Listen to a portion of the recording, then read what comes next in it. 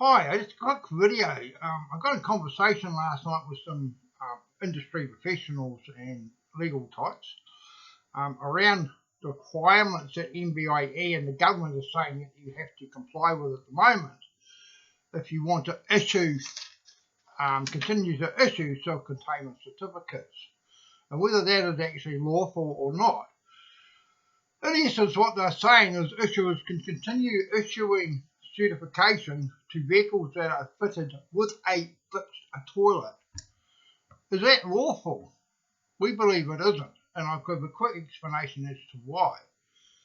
Right now, the only legislation that has passed through Parliament has been the Self-Contained Motor Vehicles Bill, or Act as it's now called. They have not changed or amended the New Zealand Standard 5465. Now, MBIE would have you say, well, if you're an issuer, you can continue to issue certifications under the existing New Zealand Standard 5465. Except you can't, because the existing 5465 does not include fixed toilets. It includes all toilets, including camp toilets and porta potties. So what they're actually wanting you to do, if you're an issuer, is that actually lawful? Is that actually legally enforceable? We suggest it's not. Remember, they haven't even defined what is actually going to be classified as a fixed toilet yet. But yet they want issuers to continue issuing certificates to vehicles with a fixed toilet. Not even defined. They're still writing the technical regulations to amend the New Zealand Standard.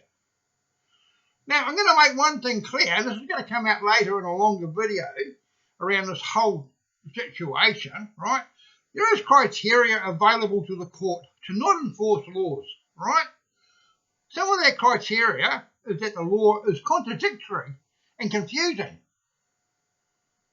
Well, isn't this contradictory and confusing? You actually got to enforce a law, well, enforce something that in actual fact they haven't even written yet. I mean, the logic, this is the logic that's coming from this government and from MBIE at the moment. I mean, I'm absolutely shocked. So that criteria, contradictory and confusing, and that adds up into also what's manifestly unfair and harsh,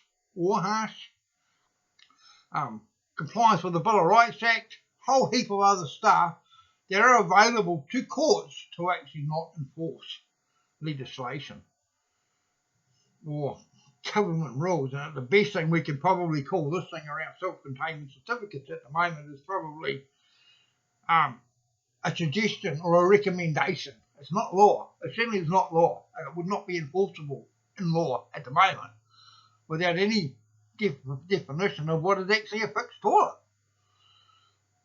I'm working on the other stuff today. Hopefully we'll get that online. Maybe today or tomorrow. We'll see how we go.